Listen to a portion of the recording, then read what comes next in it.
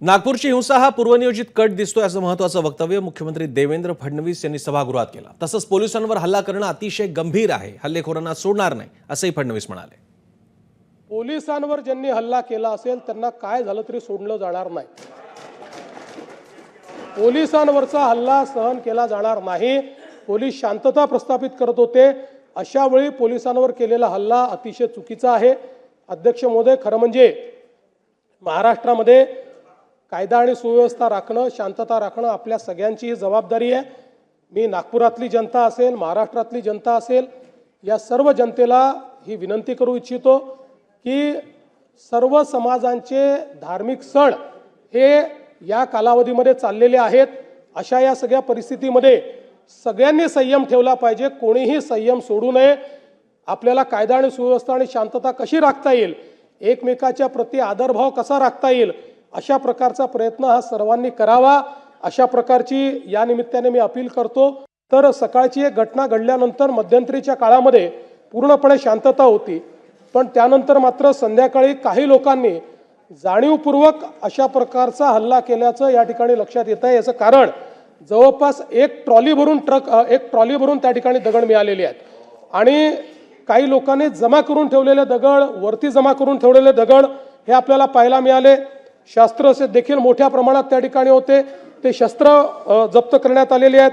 वाहनांची जाळपोळ त्या ठिकाणी झालेली आहे आणि ठरवून काही ठराविक घरांना, काही ठराविक आस्थापनांना त्या ठिकाणी लक्ष्य करण्यात आलेलं आहे। पोलिसांवर ज्यांनी हल्ला केला असेल त्यांना काय झालं तरी सोडलं जाणार नाही। पोलिसांवरचा हल्ला सहन केला जाणार नाही। पोलीस शांतता प्रस्थापित करत होते, अशा वेळी पोलिसांवर केलेला हल्ला अतिशय चुकीचा आहे। अध्यक्ष महोदय, खरं म्हणजे महाराष्ट्रामध्ये कायदा आणि सुव्यवस्था राखणं, शांतता राखणं आपल्या सगळ्यांची जबाबदारी आहे। मी नागपुरातली जनता असेल, महाराष्ट्रातली जनता असेल, या सर्व जनतेला ही विनंती करू इच्छितो की सर्व समाजांचे धार्मिक सण हे या कालावधीमध्ये चाललेले आहेत। अशा या सगळ्या परिस्थितीमध्ये सगळ्यांनी संयम ठेवला पाहिजे, कोणीही संयम सोडू नये।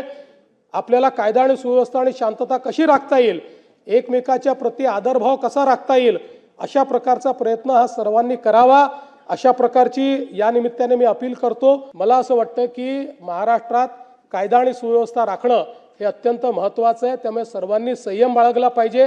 महाराष्ट्र एक प्रगतिशील राज्य आहे, या राज्यामध्ये मोठ्या प्रमाणात इन्व्हेस्टमेंट येत आहे।